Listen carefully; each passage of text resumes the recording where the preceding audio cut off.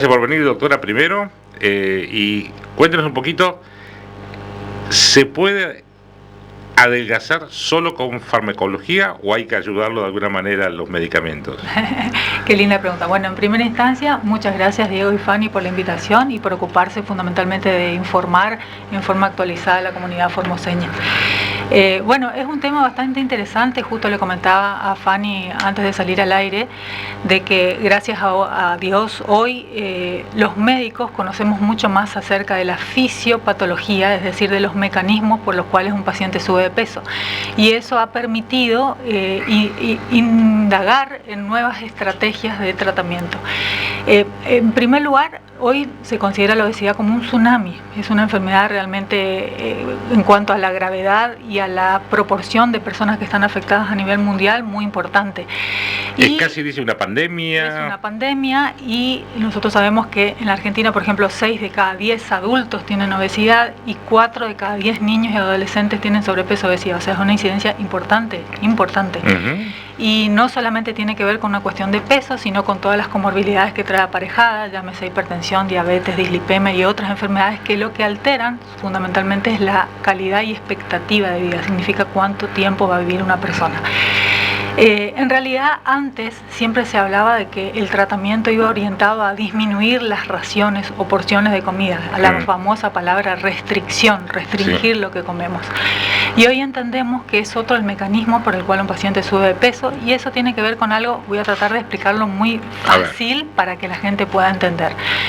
Nuestro intestino produce hormonas a través de un eje, que yo siempre le explico a los pacientes como si fuera una red de Wi-Fi. Es una conexión entre el cerebro, el estómago y el intestino que se llama eje intestino-cerebro. En cada lugar se producen hormonas que regulan nuestra conducta alimentaria. Por ejemplo, en el cerebro se producen neurotransmisores que hacen que comamos entre los intervalos de comida. Por ejemplo, vos estás en tu casa, almorzaste y a las 2 o 3 horas decís, voy a comer, y no tenía hambre. ¿Sí? Ustedes normalmente picotea. Lo llaman ansiedad, comí por ansiedad. En realidad tiene que ver con la secreción de neurotransmisores cerebrales que hacen que un paciente busque ingesta para sentir una sensación placentera. Y por otro lado existen hormonas que generan apetito, como por ejemplo la grelina que se produce en el estómago cuando el estómago está vacío, y hormonas que bloquean el apetito, dan saciedad, que se producen en el intestino distal. Todo eso, en una persona que, como en mi caso, que no tengo antecedentes familiares ni genéticos de obesidad, todas esas hormonas se encuentran equilibradas. Ahora, si vos tenés tu mamá, tu papá o algún familiar en tu árbol genealógico que tiene obesidad, esos familiares transmiten una serie de genes que pueden activarse a veces desde el útero. Por eso ustedes van a ver chicos que desde chiquititos, desde primer grado, segundo grado, tercer grado ya tienen obesidad, o a veces en la edad adulta. Son distintos tipos de obesidad. Se activa esos genes lo que hacen es bloquear o alterar ese circuito o ese eje, generando un desbalance entre las hormonas que dan hambre y las hormonas que dan saciedad.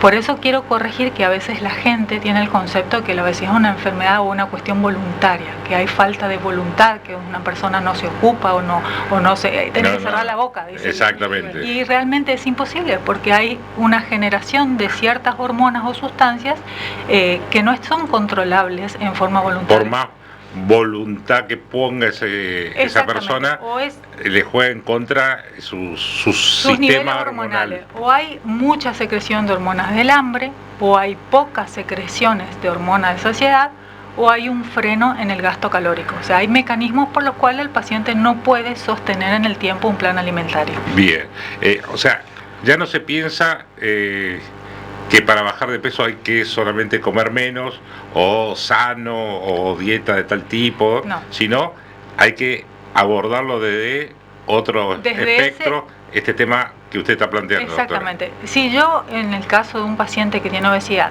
le digo, bueno, vos tenés que cumplir un plan alimentario de tantas calorías, para ese paciente va a ser imposible por la producción de ese desbalance hormonal que tiene. Entonces, hoy, conociendo ese sistema, surgieron muchas alternativas farmacológicas que lo que son justamente viene a tratar de poner equilibrio ese sistema a ese sistema que está desordenado. Exactamente. Y ¿son efectivas?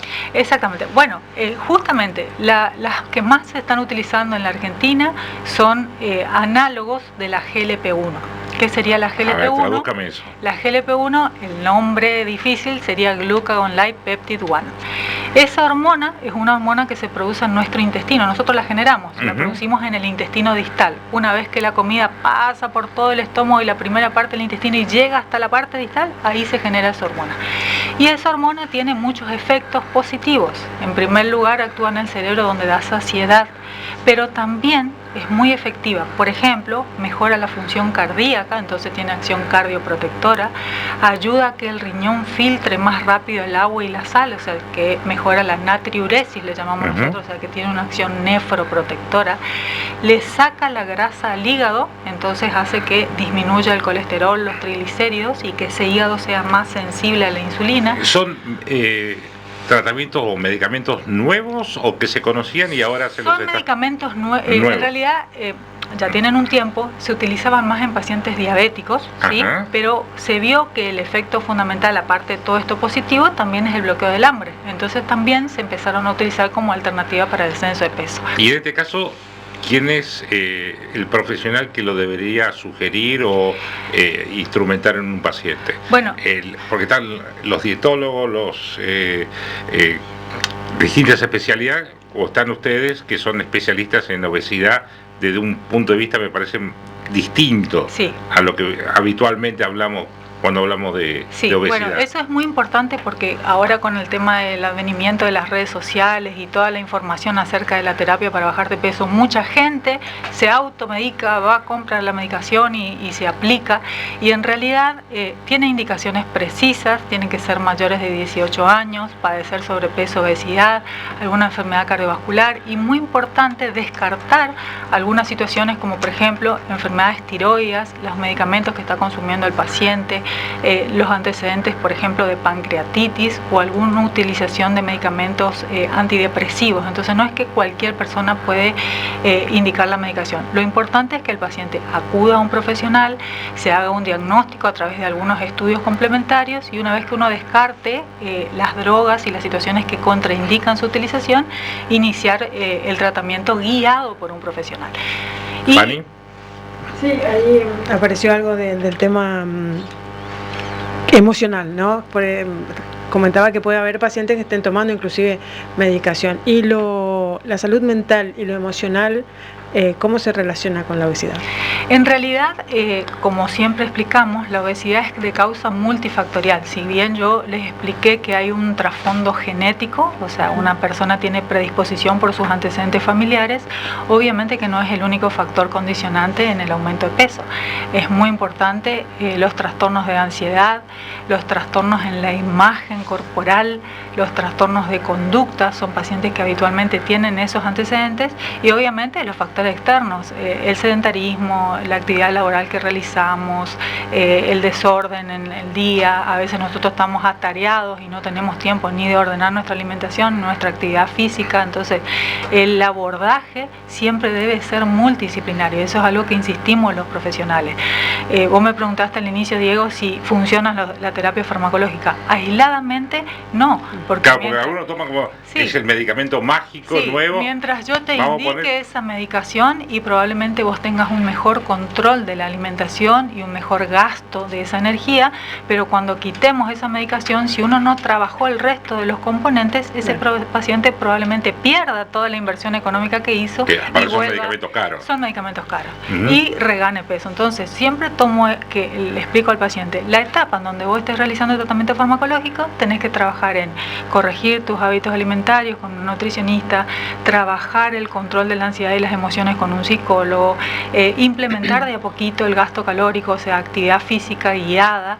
Eso es un proceso. Nosotros estamos acostumbrados a comer de cierta manera durante toda la vida, y no es que apretamos un botón y de un día para el otro cambiamos, lleva tiempo. ¿Y cuánto hay un tiempo estimado, digamos, en que el cuerpo se habitúe al ritmo de lo que comemos, digamos? Porque hay veces dicen, bueno, empiezo un tratamiento, no, pero a los 6 meses ya está, me cansé, no como bien, no me gusta lo que como, lo dejo. En lo que tiene que ver a la terapia farmacológica, que es una de las alternativas para bajar de peso, no hay tiempo de tratamiento. El tiempo depende primero, de cuándo llegamos al objetivo de un paciente. Segundo, depende de la respuesta del paciente, porque si ustedes ven, van a encontrar que toda la medicación tiene dosis crecientes. Significa, uno empieza con la dosis mínima, y si un paciente con esa dosis tiene saciedad y controla la comida, uno puede mantener 1 mes, 2 meses, 3 meses, 4 meses con esa dosis mínima. Si el paciente no tiene respuesta, tiene que ir subiendo la dosis mes a mes, y nosotros tenemos un margen de tope hasta dónde podemos subir. Entonces el tiempo de tratamiento puede ser 3 meses, 6 meses, 1 año, o puede ser toda la vida si el paciente responde a la medicación. Y el otro factor condicionante que es fundamental es la cuestión económica, que no todo el mundo puede sostener en el tiempo. Y no es un tratamiento que cubran las obras sociales, me imagino. Sí, en realidad sí, en realidad sí. Lo que es ahora, lo que está disponible en la Argentina es semaglutida o liraglutide, que los nombres comerciales son Dutide o Ozempic, lo van a escuchar ustedes. Sí. Eso está con una cobertura por todas las obras sociales, incluso los laboratorios que producen esa medicación tienen unas plataformas para unos descuentos especiales. Vos te cargas en esa plataforma y tiene un descuento del 30%.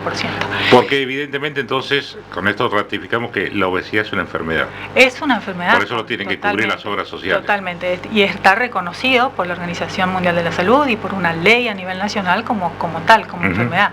Así que dentro del tratamiento está el tratamiento farmacológico y por eso está reconocido. Bien, y usted hablaba, doctora, que esto puede activarse, lo de la obesidad, en cualquier instancia de la vida a partir del nacimiento, ¿sí?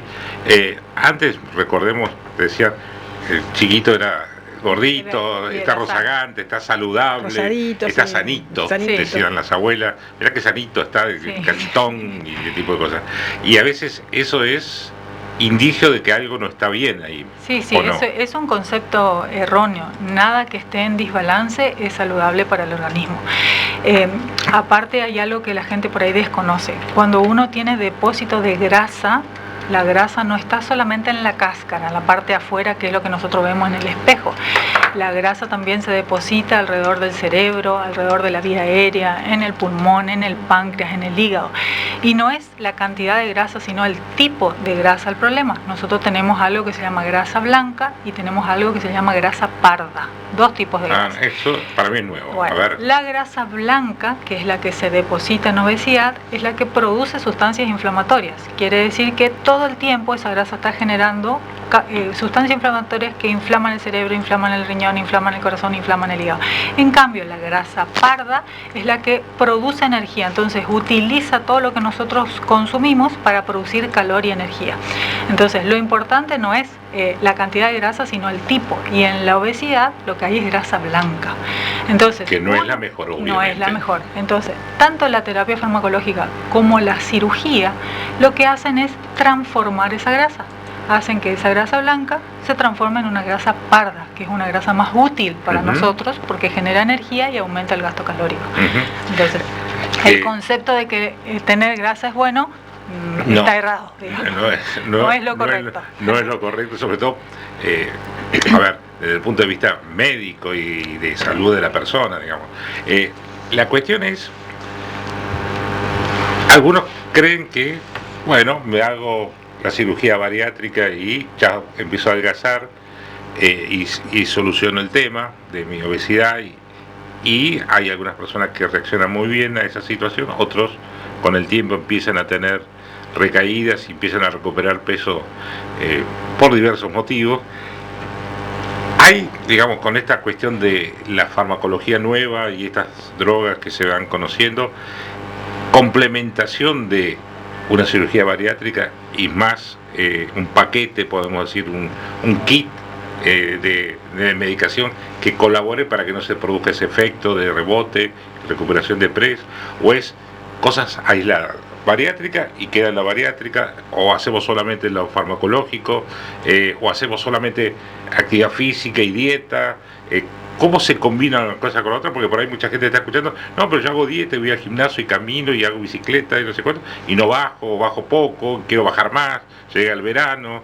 Sí. ¿Cómo lo encara? La verdad que es muy buena tu pregunta, Diego. Bueno, añadiendo una cosa que te quiero explicar, aparte de los análogos de GLP-1, no sé si, supongo que saben que hay una nueva medicación que se llama tirzepatida.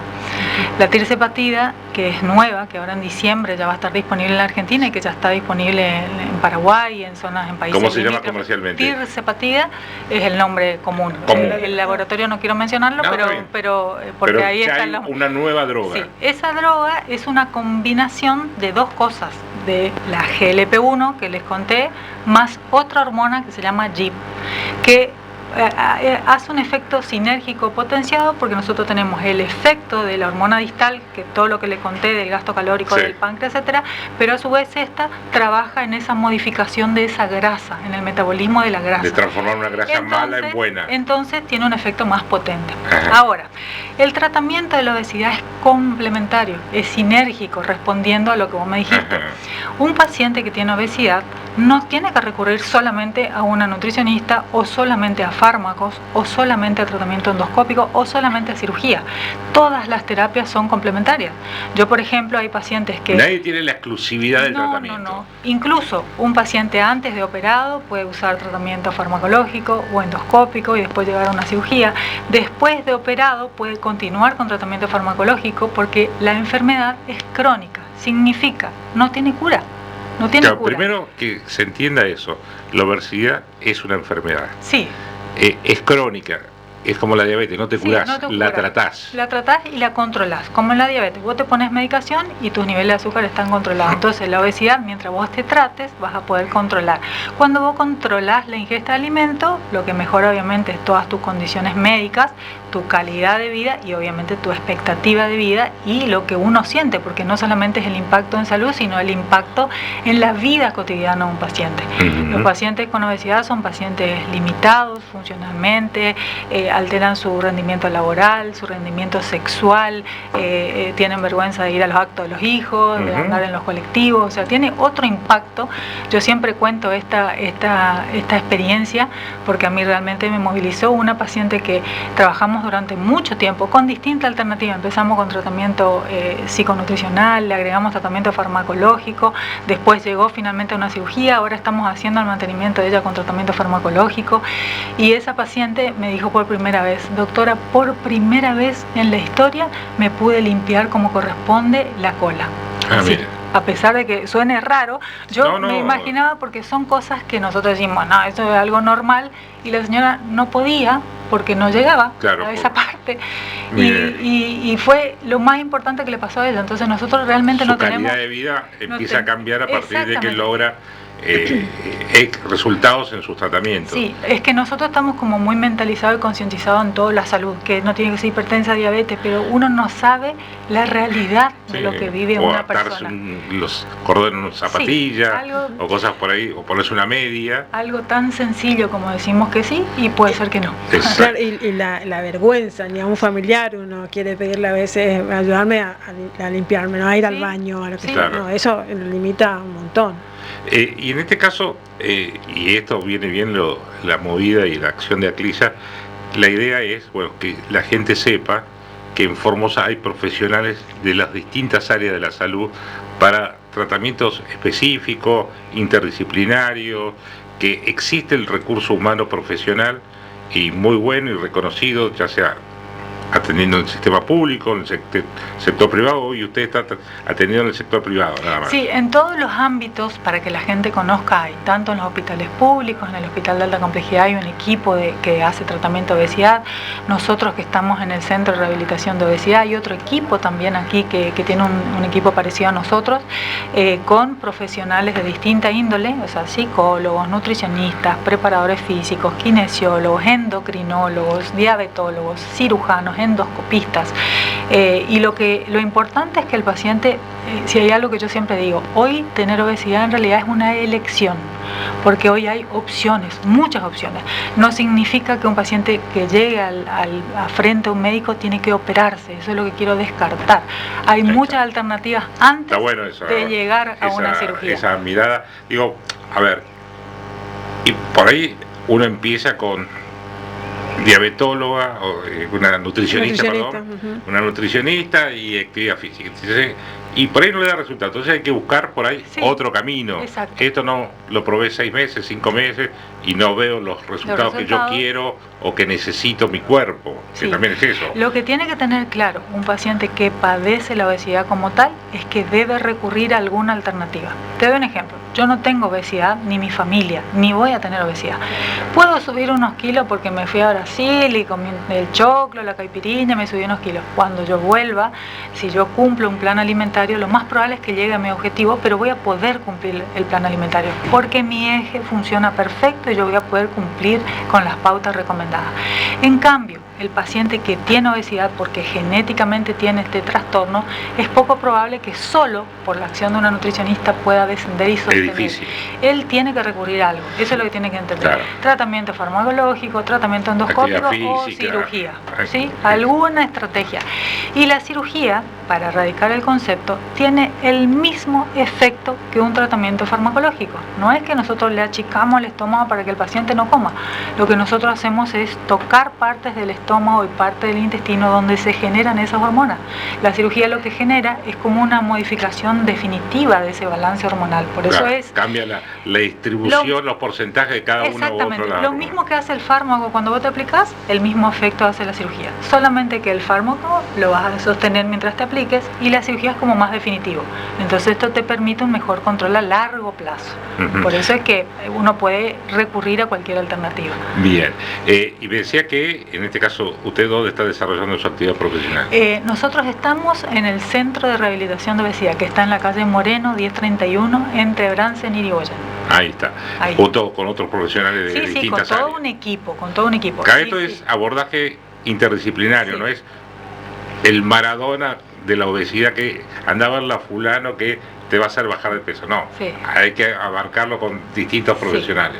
Y bueno, obviamente el paciente tiene que acercarse, consultar, hacer el diagnóstico de situación y nosotros, de acuerdo a la evaluación de los distintos profesionales, vamos guiando las alternativas. O sea, vos venís a consultar conmigo y te decís, bueno, podemos hacer esto, o podemos recurrir a esto, o podemos recurrir a esto. Lo importante es tomar la iniciativa de consultar e iniciar algún tratamiento. Y primero, para eso el paciente, la persona tiene que reconocer que tiene un problema de salud. Sí, y es lo que más cuesta, aunque no lo creas. En general la gente tarda, a veces yo veo pacientes, por ejemplo, de 60 años y le pregunto, bueno, ¿y cuándo empezaste con este problema? Y más o menos a los 18, 20, y yo le digo, ¿por qué esperaste tanto tiempo?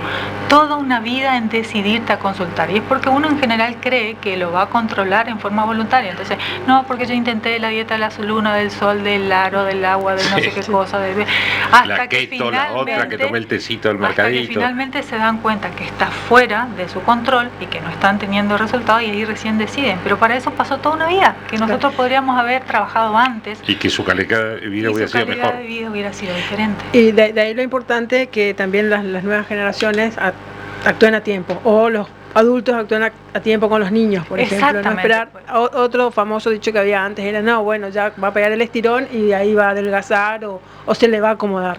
No, o sea, si viene de una familia donde hay obesidad, principalmente acudir y temprano. eso ya es un signo de alarma. Si uno ya tiene el antecedente de la mamá, del papá o los padres saben que tienen sobrepeso, obesidad, lo más probable es que ese chico va a tener problema de obesidad. Y cuanto antes ataquemos la enfermedad, mejor va a ser la vida de esa persona, la expectativa y la calidad.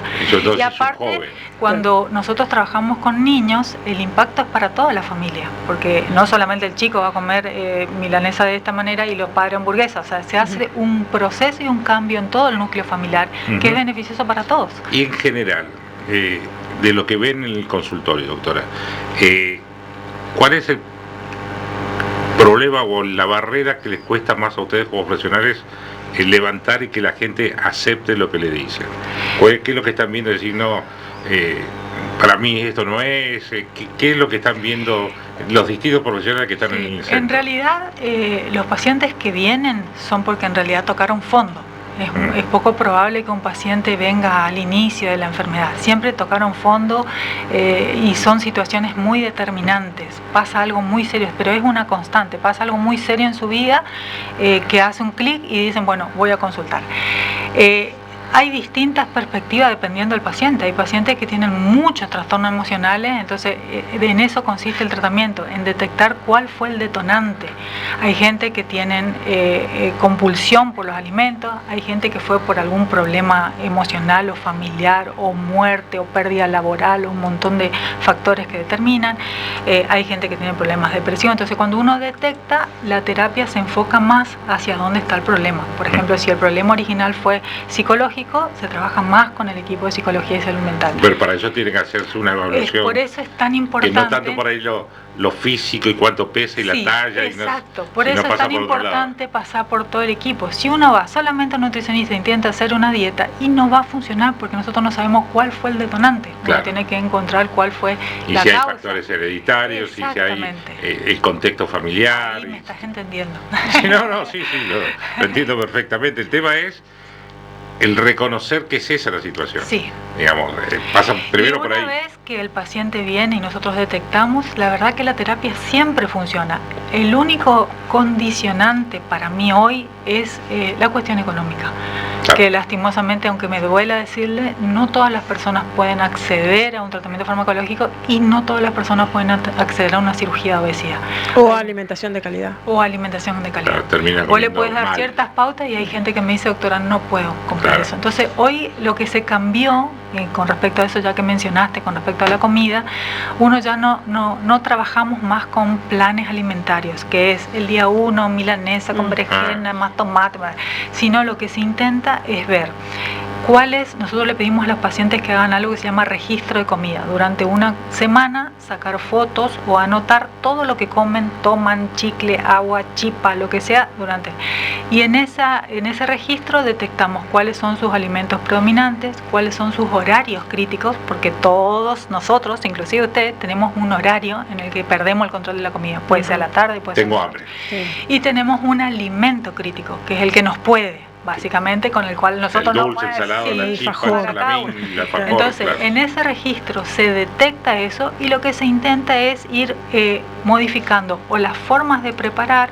o las cantidades de lo que ese paciente come de ese alimento, o generar otro alimento. Por ejemplo, si tu alimento crítico es el helado, buscar otro helado que sea de menos valor calórico en ese horario para que genere la misma porque hoy por suerte hay variaciones, variantes, opciones distintas sobre un mismo producto, mismo alimento, pero con menos calorías, menos grasa, menos azúcar. Y ya con hacer eso, ya hay una reducción en la cantidad de calorías diarias y ya se ve el impacto en el paciente. O sea, es como mucho más artesanal, no como antes que venían y a todos le entregaban la misma dietita, el mismo 1200 calorías. Era la fotocopia, la red. Y eso es producto de, como te dije al principio, que nosotros entendimos más cuáles son los mecanismos que están mal en un paciente. Pero hay que hablarlo, hay que reconocerlo, reconocerse que tiene uno un problema y a partir de ahí buscar la solución. Y sepa, eso es el objetivo de estas notas, que en Formosa hay profesionales que están capacitados, que se capacitan en cursos y seminarios, internet y todo eso. Y hablando de internet, para ir cerrando, doctora, ¿ayuda o dificulta el trabajo de ustedes la internet, la inteligencia artificial? Dieta milagrosa para bajar de peso en 15 días, y buscan y le tira un plan alimentario, una computadora, y la gente empieza a seguirlo como si fuera la ley base. Bueno, yo soy pro de todo lo que tenga que ver con la tecnología y todos los avances científicos. De hecho, todo lo que viene en inteligencia artificial, incluso para cirugía, que en algún momento lo podemos hablar cuando quieran, la verdad que son cosas que van a traer muchísimos beneficios para la gente. Entonces, para mí es muy útil en cuanto al acceso de la información, porque por lo menos alguien que no tiene idea y que está no sé en qué lugar puede decir, mira, existe un medicamento para bajar de peso. Pero sí tienen que concientizarse de que eso no puede ser indicado. Claro, vos no sos médico. No. No puedes decir, esto me va a servir como a probar. Cada uno sabe lo que debe hacer. Entonces, lo único, el mensaje que yo quiero dar es el que di al principio, de que un paciente debe consultar, debe acercarse a un profesional, porque realmente, si no, estaría en peligro o en riesgo la vida de ese paciente. Para que entiendan, hay medicamentos que pueden generar importantes problemas del páncreas, hay medicamentos que están contraindicados si un paciente tiene un cáncer o una enfermedad tiroidea. Entonces, uno tiene que primero estudiar al paciente paciente y después indicar cuál sería el tratamiento más adecuado para cada uno. No está mal que el paciente vaya y diga, vi esto en internet, pero sí, doctora, dígame, no, ¿es para mi tratamiento? Como vienen y me dicen, mi papá tomaba este y me dio, entonces yo probé y me resultó. Claro. Sí, está bien, pero vos no sos tu papá. Cada uno funciona de una manera diferente. Bien. Entonces, eso es lo importante. Doctora, ¿dónde está el centro donde usted participa? Repito, Moreno 1031, Centro de Rehabilitación de Obesidad. Y siempre me permito, si me dan la oportunidad, de contar de que no solamente hacemos obesidad, porque si bien el nombre es muy estratégico, cuando iniciamos ese proyecto hace 3 años, estaba muy pensado para eso. ¿Con quién más está? Si quiere mencionarlo. Está un equipo de cirujanos, el doctor Pablo Rovira, la doctora Patricia Hernández, la doctora Elida Romero como diabetóloga, tenemos nutricionistas, 5 nutricionistas, 5 psicólogos, kinesiólogos, la doctora Hilda Román que hace yoga, profesores de gimnasia, cardiólogos, portocarrero, azarías, hay un montón de profesionales, no quiero olvidarme de nadie, pero hay un montón. Pero lo importante es que nosotros entendimos que a través del manejo de la obesidad multidisciplinario, que hoy todo se maneja de esta manera. Nosotros no solamente hacemos cirugía bariátrica, yo hago todo lo que sea cirugía digestiva, de esófago, de estómago, de intestino delgado, de colon, cirugía oncológica. Yo durante muchos años hice mucho cáncer de esófago, cáncer de estómago. Y el tratamiento de esos pacientes es multidisciplinario. No es solamente en obesidad. Un cáncer lo tenés que trabajar con nutricionistas, con psicólogo, con suplementación, con... No solamente con el oncólogo. Exactamente. Y hoy entendimos que todas las patologías deben de abordarse de esa manera y nosotros tenemos un equipo preparado para abordar lo que sea de esa manera. Hemos charlado con la doctora Laura Tocaimasa. Es vasco-francés mi apellido, no japonés. Lo digo, vasco-francés. Mire usted. Especialista en obesidad, cirugías esofagogástricas. Sí.